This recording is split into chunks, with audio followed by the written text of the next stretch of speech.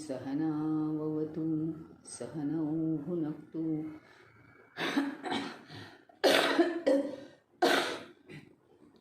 सह वीर्यं करवावहै तेजस्विनावधीतमस्तु मा विद्विषावहै। ॐ शान्ति शान्ति शान्तिः। गुरुर्ब्रह्मा गुरुर्विष्णु गुरुर्देवो महेश्वरः गुरुरेव परं ब्रह्म तस्मै श्री गुरवे नमः। ॐ पार्थाय प्रतिबोधितां भगवतां नारायणेन स्वयं व्यासेन ग्रथितां पुराणमुनिना मध्ये महाभारतम् अद्वैतामृतवर्षिणीं भगवतीम् अष्टादशाध्यायिनीम् अम्ब त्वामनुसन्दधामि भगवद्गीते भवद्वेषिणीम्। नमोऽस्तु ते व्यासविशालबुद्धे पुल्लारविन्दायतपत्रनेत्र येन त्वया भारततैलपूर्णः प्रज्वालितो ज्ञानमयः प्रदीपः। प्रपन्नपारिजाताय स्तोत्रवेत्रैकपाणये ज्ञानमुद्राय कृष्णाय गीतामृतदुहे नमः। सर्वोपनिषदो गावो दोग्धा गोपालनन्दनः पार्थो वत्ससुधीर्भोक्ता दुग्धं गीतामृतं महतः। वसुदेवसुतं देवं कंसचाणूरमर्दनं देवकी परमानन्दं कृष्णं वन्दे जगद्गुरुं। कृष्णं वन्दे जगद्गुरुं।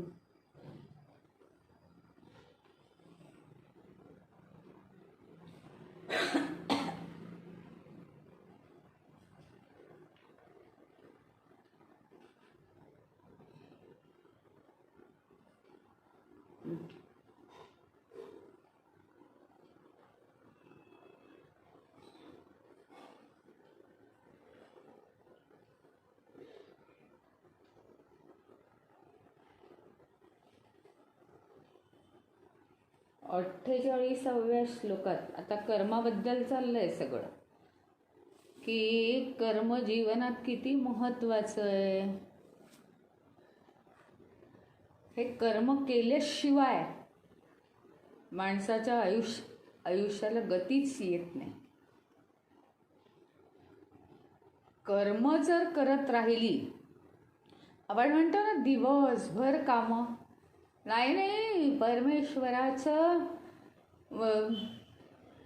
प्लॅनिंगच तसं आहे. कामच आहेत आणि ती करायचीच आहेत, म्हणजे जीवन विकासाकडे पुढे पुढे चाललेलं आहे. तुम्ही मला सांगा ना, बिना कामांचं आपण काय केलं असतं. नुसतं बसलो लोकांकडे गेलो तरी आपल्याला वेड्यासारखं होतं की कामच नाहीत दिवसभर, कारण ते करू देत नाहीत पाहुण्यांना कामं. आणि मग आपल्याला आहे ना रोज कामाची सवय, कामं नाही कंटाळल्यासारखं होतं. कुठंही गेलं की एक दिवस दोन दिवस मजा येते, बस मग नाविडण्याचे सगळे विषय बोलून झाले की सगळं बघून झालं त्यांच्या घराच्या आजूबाजूचं. तिसऱ्या दिवशी त्यांच्या रुटीनमध्ये नुसतंच तुम्ही बसा, नुसतंच तुम्ही बसा आता जे नवीन सांगायचं होतं, ऐकून घ्यायचं होतं, आजूबाजूचा परिसर बघायचा होता, बऱ्याच दिवसात गेलो नाही म्हणून, हे सगळं झालं 2 दिवसात. आणि मग काय होतं, आपल्याला कंटाळ येतो. कारण मनुष्य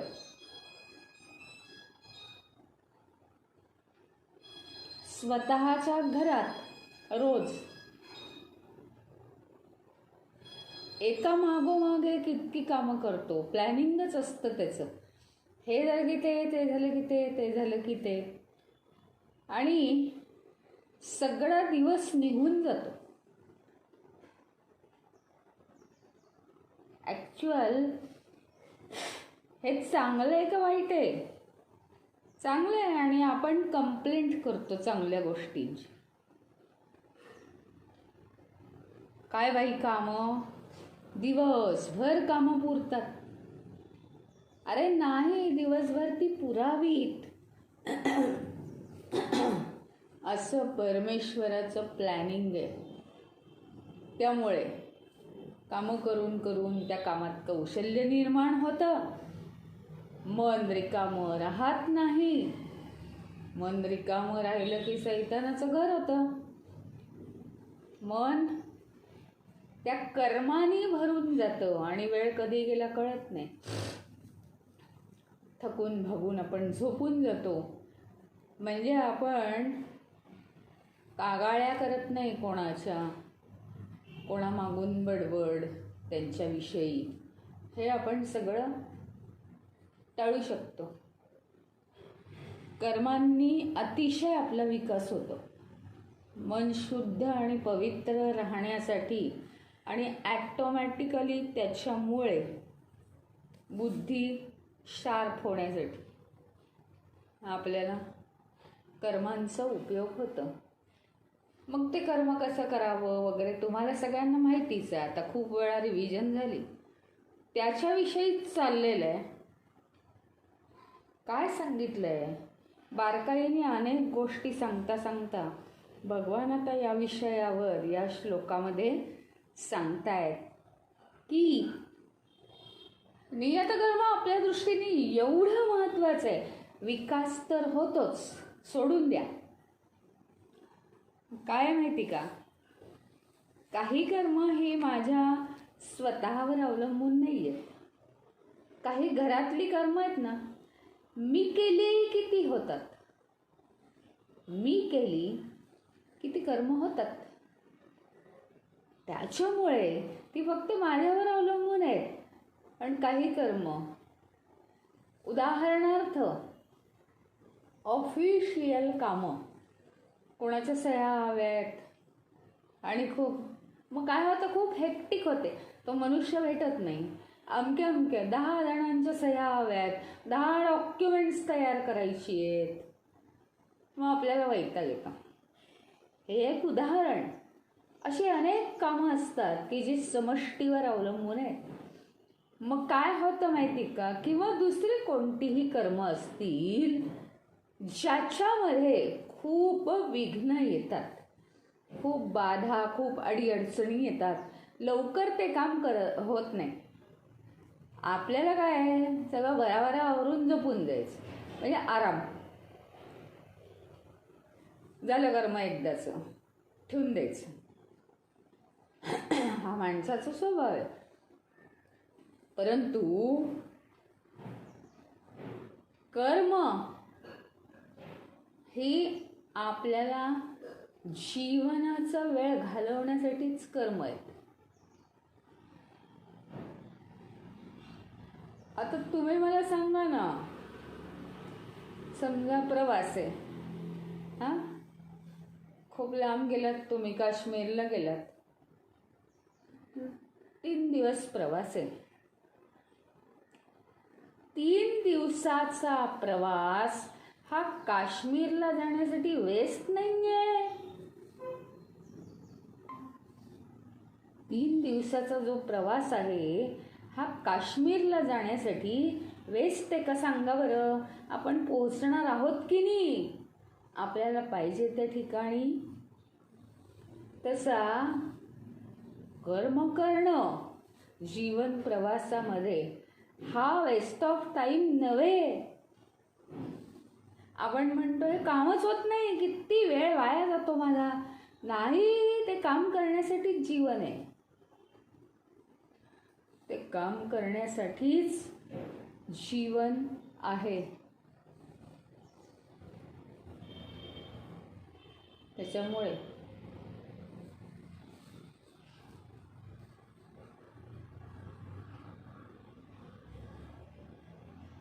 त्यांनी असं सांगितलंय या 48व्या श्लोकात की कितीही विघ्न आणणारं एखादं कर्म असलं, म्हणजे ते कर्म पार पाडताना कितीही अडीअडचणी आल्या, याला त्यांनी काय म्हटलंय, सदोष कर्म. म्हणजे त्याच्यात दोष आहेत. कर्मात दोष आहेत म्हणजे काय, कर्मात अडीअडचणी येतात असं त्याचा अर्थ. कर्मात काय दोष नसतात, कर्म वेडवाकडं नसतं. तर कितीही त्याच्यात अडीअडचणी आल्या तरी सुद्धा कर्म करणं महत्वाचं आहे. ते नियत कर्म आहे आपलं, आपली गरज आहे, आपल्या रिस्पॉन्सिबिलिटीज आहेत. म्हणून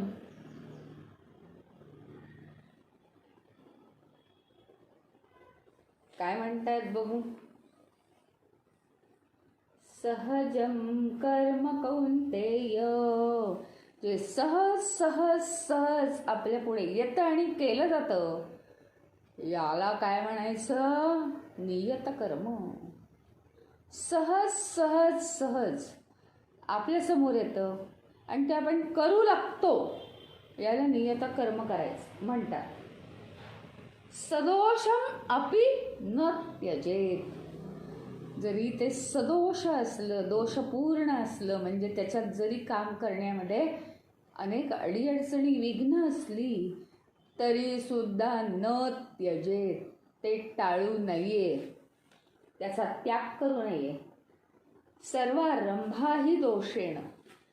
आता हे तुमच्या मनात पक्क सूत्र ठेवा. ज्यावेळी कर्म होत नाही मनुष्य वैतागतो, त्यावेळी त्यावेळी म्हणायचं सर्वारंभाही दोषेण, सर्वारंभाही दोषेण. ही सगळी जी कर्म आहेत त्यांचा आरंभ हाच मुळी दोष आहे. आणि तुम्हाला वाटतंय आत्ता माझ्या डोळ्यासमोर कर्म आलं, आता मला हे कर्म करायचंय. नाही आहो, तसं नाही आहे.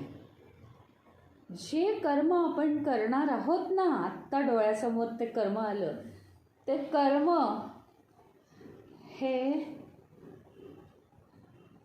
ठराविक वासनेला, ठराविक परिस्थिती आणि ठराविक काळ लाभल्यामुळे त्या वासनेचं रूपांतर आता कर्मात झालेलं आहे. कर्म नीट केलं तर बरं आहे, नाहीतर पुन्हा नवीन वासना आणि पहिली वासनेचा क्षय झालाच नाही. म्हणून आत्ता जे माझ्या डोळ्यासमोर कर्म दिसतंय ते कर्म आज निर्माण झालेलं नाहीये. त्याचा आरंभ जो आहे, कर्माचं बीज काय आहे, वासना. कर्माचं मूळ काय आहे, वासना. वासनेतून कर्म निर्माण होतं.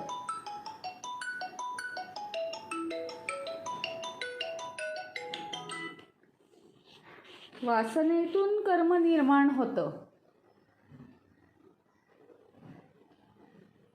वासनेतून कर्म निर्माण होतं आणि म्हणून वासना हीच काय आहे, मुळी दोषयुक्त आहे वासना. वासना कशी आहे, दोषयुक्त. म्हणून सर्वारंभाही दोषेण. सर्व कर्मांचा आरंभ हाच मुळी दोष आहे. तर कर्म ही दोषपूर्ण नसतील का हो. वासना चांगली असते का? चांगली वासना आणि वाईट वासना नाही. चांगली इच्छा वाईट इच्छा हे ठीक आहे. वासना वाईटच, अरे ती हे निर्माण करते जन्म, पुढचा जन्म, त्याच्या पुढचा जन्म. वासना ही वाईटच. वासना म्हणजे काय सांगितलं होतं मी एकदा. इच्छा कामना वासना दगडावरची रेघ, ती कशानेही निघत नाही. कोरीव रेघ आहे वासना म्हणजे. एखादा विषय पाहिजे म्हणजे पाहिजे म्हणजे पाहिजे म्हणजे पाहिजे. आणि म्हणून स्वभाव आपला फार हट्टी ठेवू नये. एखाद्याचा फार आपण म्हणजे अट्टाहास करू नये कोणत्याही गोष्टीचा. सहजता पाहिजे आपल्या विचारांमध्ये, सहजता. आपल्याला वाटतं अट्टाहास केला की त्या गोष्टी मिळवता येतात. फक्त ती वेळ भागते आपली. आपण मिळवतो, सक्सेस मिळवतो अगदी सगळं मिळवून, पण ते सर्वस्व नव्हे, ते पूर्णत्व नव्हे. हे लक्षात ठेवा. सर्वारंभाई दोषेण सहजम कर्म नियतकर्म. सहज कर्म जे असतं ते नियतकर्म असतं. दोषम अपि न त्यजेत. हे लक्षातच ठेवायचं. बॅकग्राऊंडला पाठच करून टाकायचं. सदोषम अपि न त्यजेत. जे कर्म हे दोषपूर्ण आहे, ते जरी दोषपूर्ण अडीअडचणी युक्त असलं तरी सुद्धा त्याचा त्याग करू नये. पुढचं एक सूत्र, सर्वारंभाई दोषेण. सर्व कर्मांचा आरंभ हा दोषच मुळी. कारण कर्मांचं मूळ हे वासना आहे. वासना ही दोषपूर्णच आहे. वासनेतून निर्माण झालेली कर्म ही दोषपूर्णच असणार. मग त्याच्या विघ्नांचा काय विचार करायचा? आम्ही चैतन्य आहोत, पुरुषार्थ गाजवायचा आहे. आणि तो दोष कसा आहे?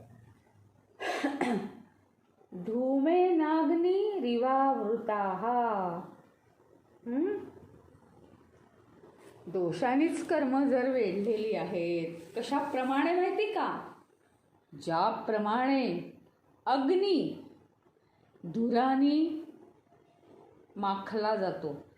म्हणजे काहीतरी यज्ञ केला, यज्ञकुंडामध्ये काहीतरी हे केलं ते केलं, काहीतरी करतात ना, तर त्यावेळी तिथे ते विजत आलं की आपण काय करतो? त्याला वारा घालतो, वारा, आणि चेतवतो अग्नी. पहिल्यांदा ठिणग्या बाहेर येतात, ठिणग्यांनाही वारा घालतो, आणि असा तो तेजपुंज अग्नी तयार होतो, वारा घाल घालून. कितीही अग्नी वाईट असला तरी धुराचं आवरण केव्हा जातं? अग्नी तेजस्वितेने पेटल्यावर. त्याप्रमाणे ही कर्म दोषपूर्ण आहेत. ही दोषपूर्ण कशी आहेत? वासनांचं वार आहे ना कर्मांना, म्हणून ती दोषपूर्ण आहेत.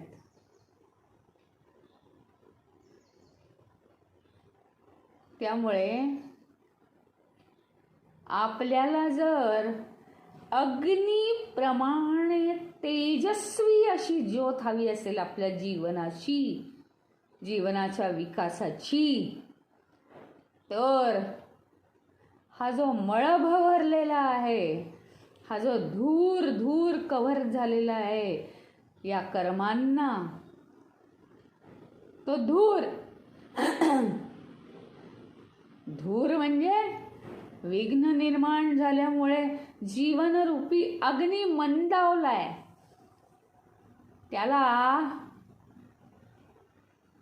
त्याचा दोष काढण्यासाठी आपल्याला टक्के टोणपे खाल्लेच पाहिजे, धक्के खाल्लेच पाहिजे जीवनात. त्याच्यासाठी उड्या मारल्याच पाहिजेत. त्याला म्हणायचं वारा घालणं. आपल्याला माहिती आहे, एकदा होऊन गेलेलं आहे. यज्ञ, तप, दान या 3 गोष्टी महत्त्वाच्या आहेत. याच अध्यायात आलं होतं. यज्ञ, तप, दान.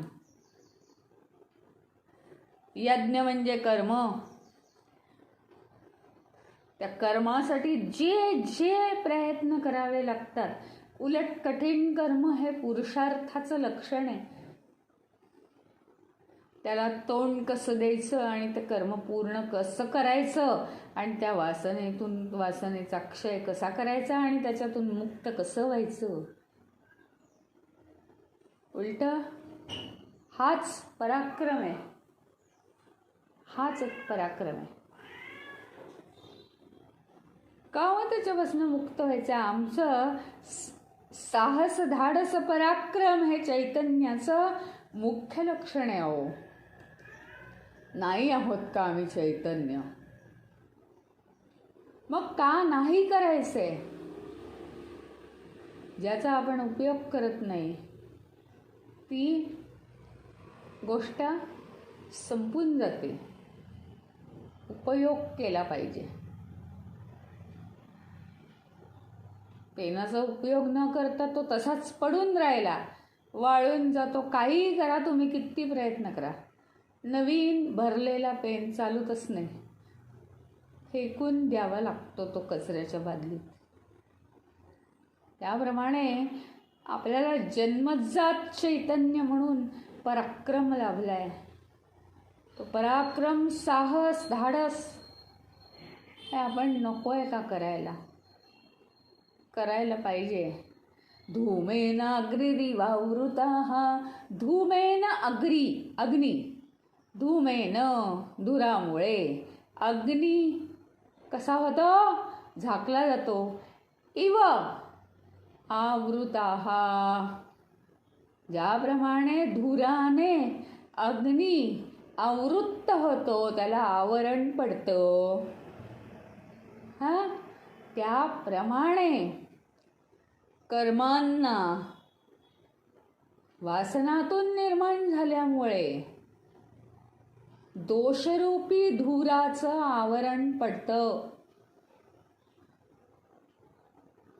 आणि त्यामुळे मानवाची जीवन ज्योत आहे ती कधीच तेजस्वी अशी राहू शकत नाही.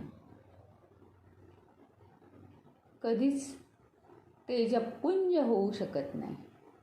ती जर करायची असेल तर ही जी दोषपूर्ण कर्म आहेत किंवा हे जे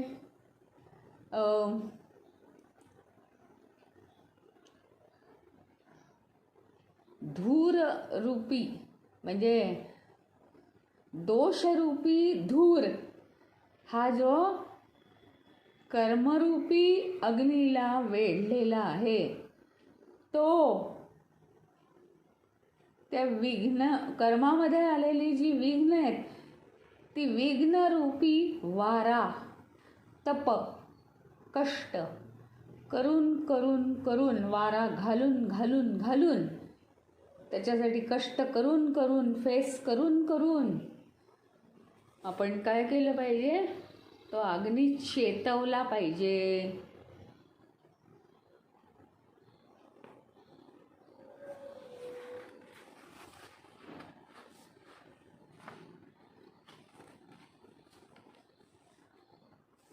आणि पुढे 49व्या श्लोकात म्हणतात,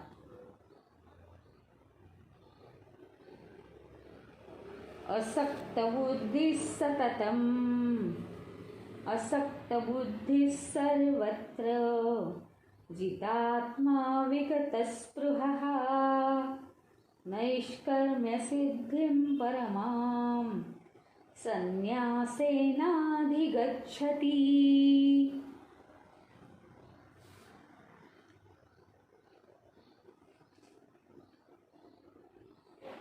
ज्याची बुद्धी सगळीकडे अनासक्त असते.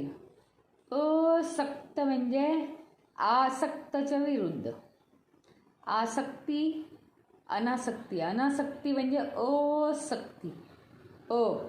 असक्ती.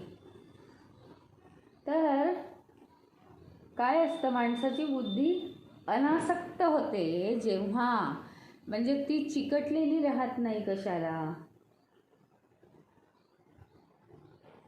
त्यांनी स्वतःचा जय मिळवला आहे सगळ्यावर. त्याच्यामुळे त्याची इच्छा नाहीशी झाली आहे, पण झालंच पाहिजे, हे पाहिजे आपल्याला, ते पाहिजे.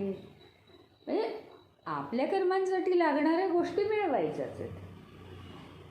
असा हा जो सर्वस्व सोडलेला मनुष्य त्यागामुळे कर्मापासून मुक्त होण्याची जी अत्युच्च अवस्था आहे ती तो प्राप्त करून घेऊ शकतो.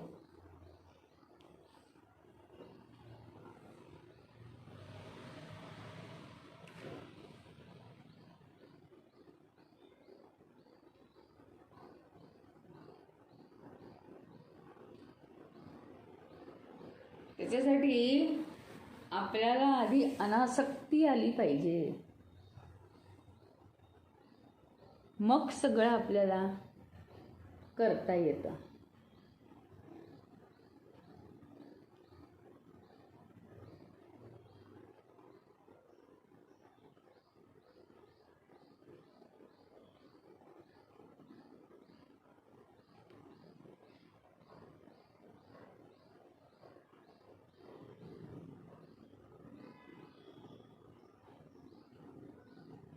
म्हणजे भावना ही फक्त परमेश्वराजवळ ठेवावी. काहीतरी भावनांचा खेळ म्हणून त्याग त्याग त्याग म्हणता म्हणता कर्माचाच त्याग करू नये. कारण ते सोपं असतं, पण ते कर्म हे त्यावेळेस पुरतं असतं आणि ती वेळ निघून गेली की काय होतं, तो काळ निघून गेला की काळ तुम्हाला सोडून जातं. कर्म केलेलं नसतं म्हणून त्याची फळं येत नाहीत आणि त्याच्यामुळे तुम्ही कर्मही आज तुमच्याबरोबर नाही, त्या कर्माला असलेला काळही तुमचा निघून गेलेला आहे आणि तुम्ही एकटे पडता जंगलात पडल्यासारखे. म्हणून योग्य वेळी योग्य काळी कर्म करावं. कितीही विघ्न आली तरी त्याग करायचा आहे तर तो त्याग त्या कर्माचाच त्याग करू नये.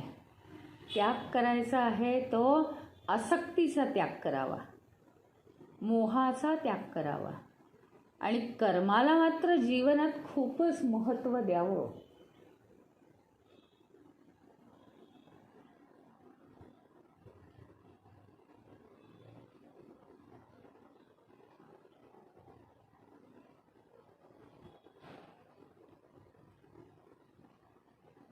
कर्मापासून पळून जाणं हा संन्यास किंवा त्याग नव्हे. अशी 10 कर्म करायची बंदच करून टाकली, विकासच होणार नाही ना. महत्त्वाची गोष्ट म्हणजे विकासच होणार नाही.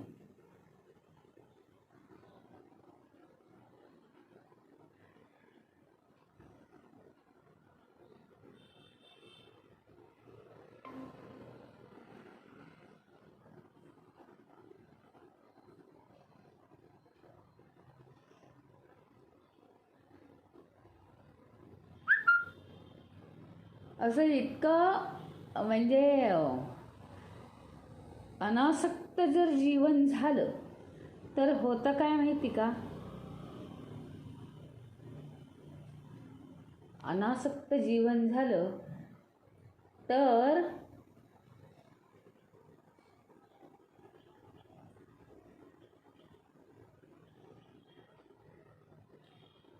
आपल्याला हळूहळू जास्तीच्या इच्छा उत्पन्न होणं बंद होतं.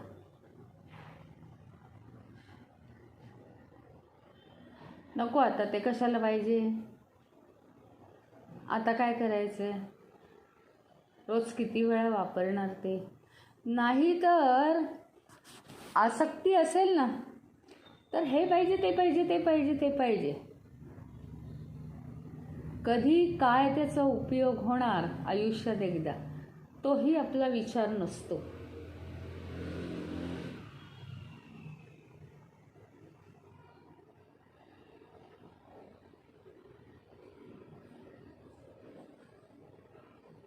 त्याच्यामुळे काय होतं माहिती का, इच्छा संपत जातात आणि शेवटी इच्छेची उत्पत्तीसुद्धा बंद होते.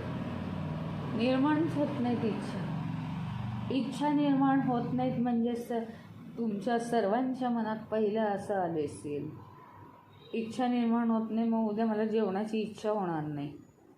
हे बघा, परमेश्वराने ही जी ॲटोमॅटिक रचना केलेली आहे ती मनुष्याच्या विकासासाठी आहे, मनुष्याला खड्ड्यात घालण्यासाठी नाही आहे. त्याच्यामुळे मनुष्याने अनासक्त झालं किंवा त्याग केला, मोहाचा त्याग केला, तर जो मोह असेल त्याचाच त्याग होईल ना.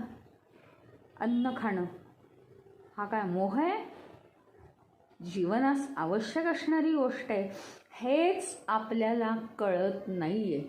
आपली गाडी खूप घसरते, मग एकदा काही म्हटलं त्याग करा की पहिला त्याग गीता शिकण्याचाच त्याग करायचा, दुसरा त्याग कर्म करण्याचाच त्याग करायचा, तिसरा त्याग खाण्यापिण्याचाच त्याग करायचा.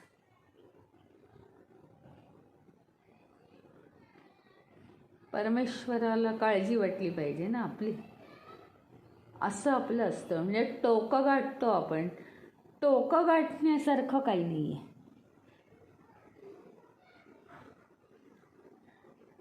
टोकं गाठण्यासारखं काही नाही आहे. आपली सत्सद विवेक बुद्धी जागृत आहे का? जी बुद्धी विवेक करते योग्य काय आणि अयोग्य काय, तर योग्य हे आहे जे जे आवश्यक आहे आपल्या जीवनास त्याचा त्याग करायची गरज नाही.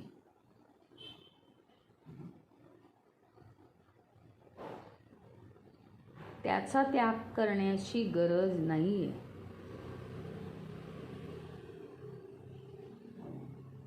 परंतु जे जे अनावश्यक आहे,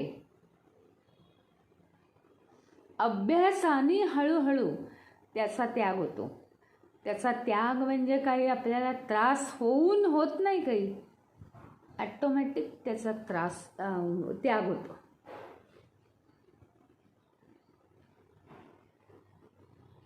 मग कसली जास्त गरज वाटत नाही, कशाची जास्त काळजी वाटत नाही.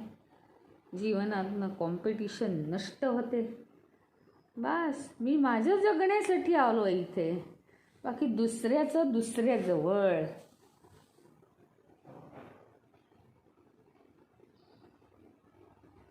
अशी ही उपनिषदांमध्ये सांगितलेली नैष्कर्म्य सिद्धी. नैष्कर्म्य सिद्धी म्हणजे काय माहिती का? नैष्कर्म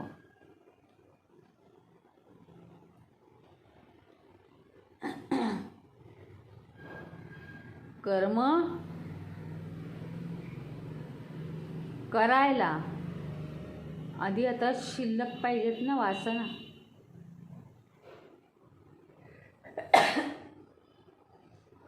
रोजची कर्म करण्याच्या ज्या मिनिमम वासना असतात त्या सोडून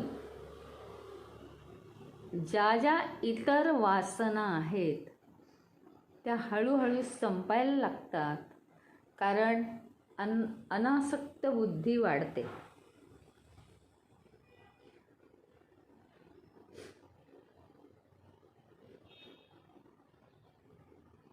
त्याला म्हटलंय नैष्कर्म्य सिद्धी.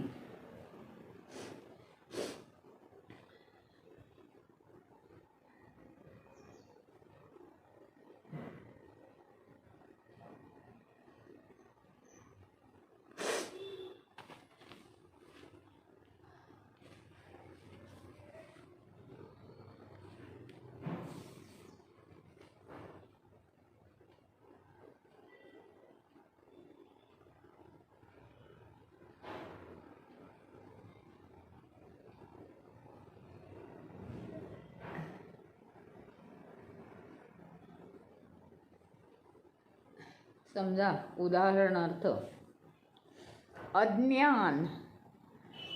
अज्ञान ना म्हणजे की ही कर्म आपल्या कर्माची फळं परत अनुभवली व कर्माच्या फळाची आसक्ती बाळगली, किंवा अहंभाव ठेवला, किंवा नुसते इच्छा केल्या, कर्माच्या बाबतीत आळस, म्हणजे नुसत्या वासना वाढवल्या, हे सगळं काय आहे? अज्ञान आहे ना आपल्याला. आपण गीतेचा अभ्यास केला नाही, हे अज्ञान, हे अज्ञान. समजा आपण एक कल्पना केली, अज्ञान हा पितामह म्हणजे आजोबा आहे.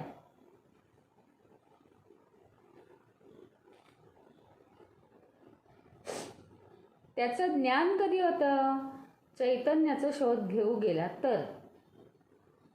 या अवस्थेत शरीराच्या द्वारे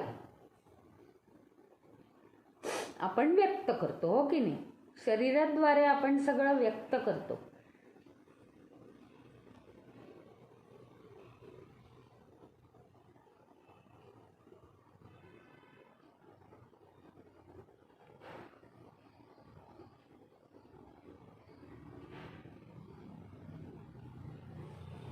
अज्ञानामुळे कर्म निर्माण होतात. अज्ञानामुळे आपण इच्छा करतो, आणि जर आपण आता हे सगळं चुकीचं आहे म्हणून ज्ञान मिळवायला गेलो तर पुन्हा हजारो वर्ष लागतील. या जन्मात थोडा, पुढच्या जन्मात थोडा, असं होईल. ते 10 जन्म तरी लागतीलच लागतील. मग ते आता ज्ञान मिळवायला जात राहायचं. त्याच्यापेक्षा आपण जर मेडिटेशन करून चैतन्य तत्वाची प्राप्ती करून घेण्याचा, म्हणजे नुसतं प्राप्ती होईल की नाही ते नाही सांगता येत, पण त्या मार्गावर आपण चालायला लागलो ना पुढे पुढे, की ॲटोमॅटिक आपल्या बुद्धीमध्ये ते ज्ञान उतरतं आणि मग आपण योग्य वागू लागतो. असं वागल्यानंतर मग आपण वासना निर्माण करतच नाही. आणि वासना निर्माण नाही झाल्या की कर्म हळूहळू संपत जातात. त्याचं तर ढीग आहे आधीच्या जन्मांमध्ये. मग हळूहळू विचाररहित मन होतं, कामना रहित मन होतं.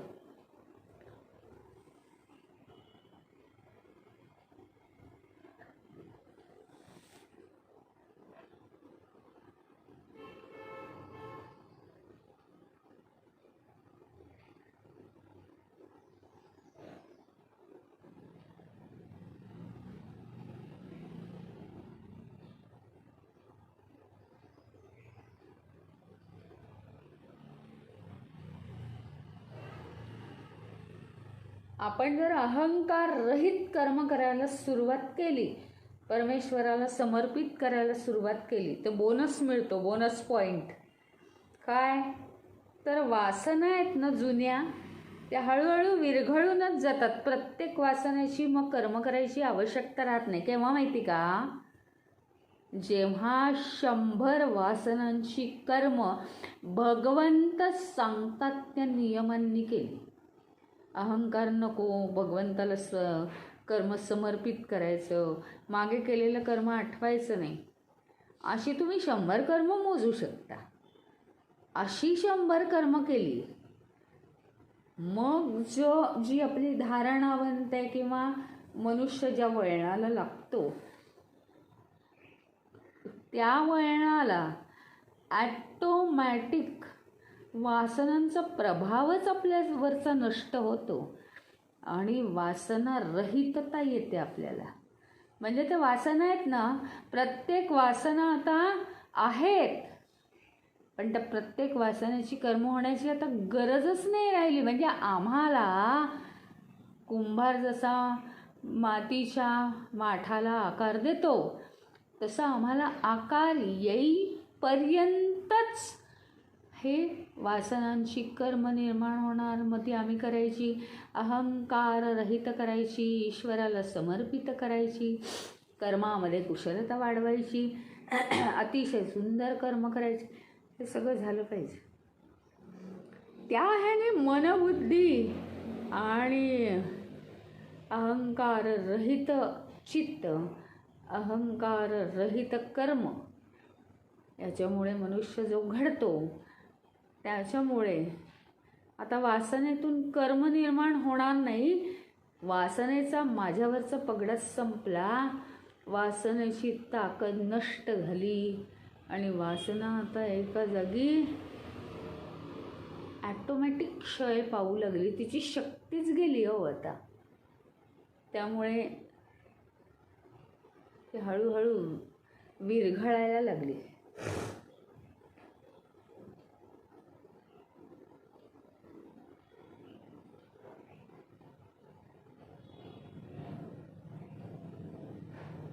ज्यावेळी मनुष्य आसक्ती असते त्यावेळी त्याला शांती माहीतच नसते. कारण त्याच्या बुद्धीवर एवढा प्रभाव पडतो आणि काहीतरी पाहिजे पाहिजे पाहिजे म्हणून तापलेलं मन भयंकर इकडे तिकडे फिरत राहतं.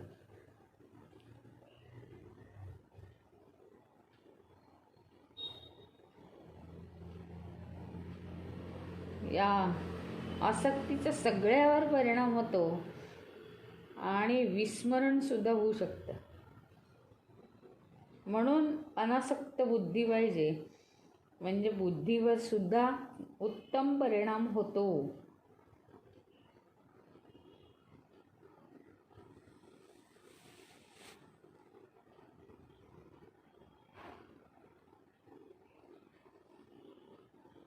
अनावश्यक गोष्टींची अनासक्ती निर्माण होणं ही दिव्य जीवनाची प्रेरणा आहे. तुम्ही बघा, आपल्याला जेवढ्या गोष्टी लागतात, आता हे बघा की 9वीचा मुलगा अभ्यासाला बसलाय, त्याचे वडील काय म्हणतात, तू आधी 8वीचं गणित पूर्ण कर.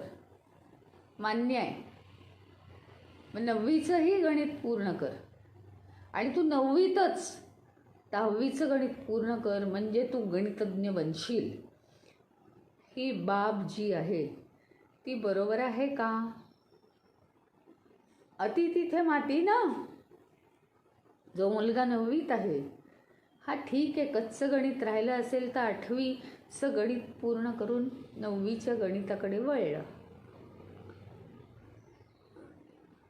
पण त्या वयाच्या मुलांना ते ज्ञान घेण्यासाठी ठराविक इयत्ता दिली आहे, तेवढाच त्यांच्या बुद्धीचा विकास असतो, हे आपण जाणलं पाहिजे. त्यामुळे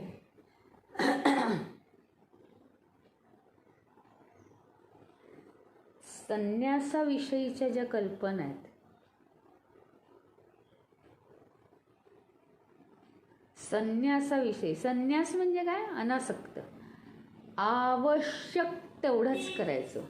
9वीच्या मुलांनी 10वीचं नाही करायचं खूप जास्त स्मार्ट होण्यासाठी.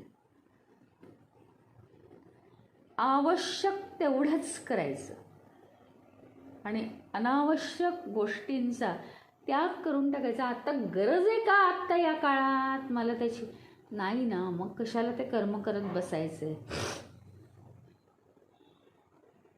कशाला ते कर्म करत बसायचे. अनासक्ती, आणि ही जी अनासक्ती निर्माण होते ना, त्यातून माणसाचं जीवन दिव्य करण्यासाठी आपल्याला प्रेरणा मिळत राहते.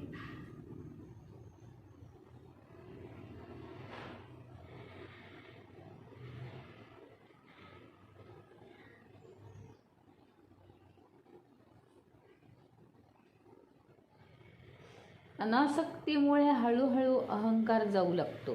कारण आसक्ती कशाची असते हो, मी जो आहे त्या मीला खूप महत्त्व आहे.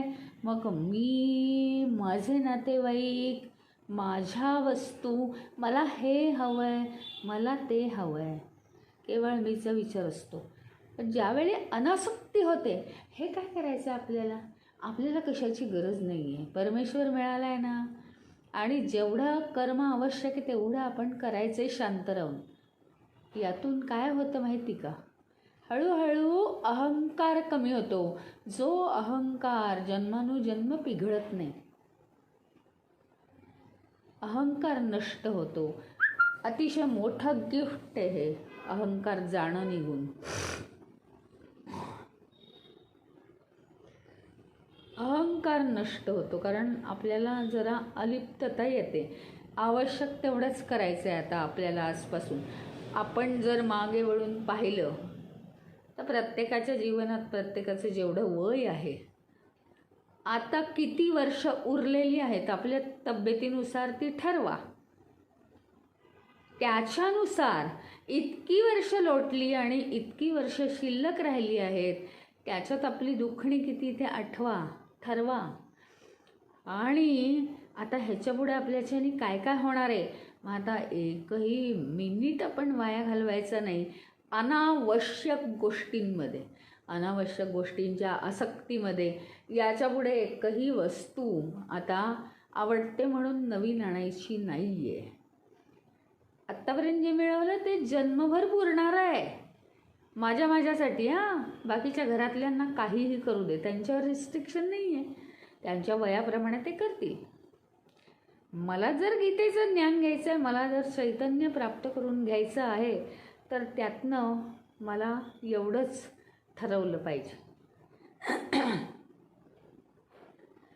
की अनावश्यक गोष्टींची अनासक्ती करायची, आवश्यक गोष्टी फक्त परिपूर्ण करायच्या आणि मोकळं व्हायचं. म्हटलं ना मी, एका मागोमाग एक, एका मागोमाग एक, एका मागोमाग एक.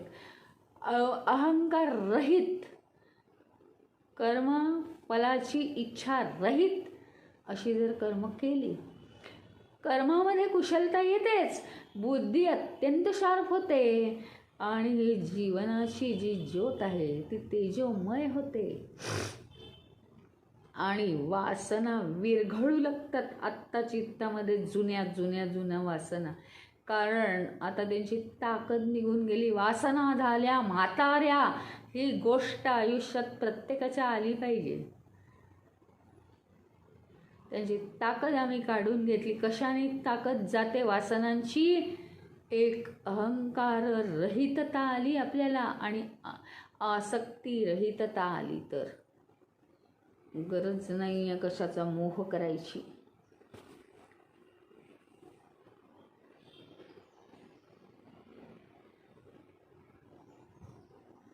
हे लक्षात ठेवायचं.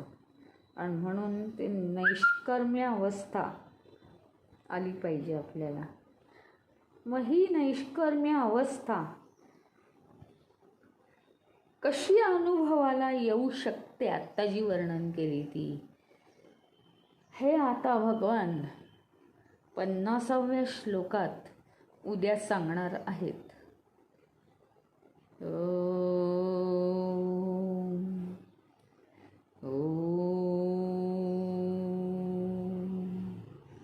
ओम पूर्णमदः पूर्णमिदं पूर्णात् पूर्णमुदच्यते पूर्णस्य पूर्णमादाय पूर्णमेवावशिष्यते. ओम शांति शांति शांति. हरि ओम. श्री गुरुभ्यो नमः. हरि ओम.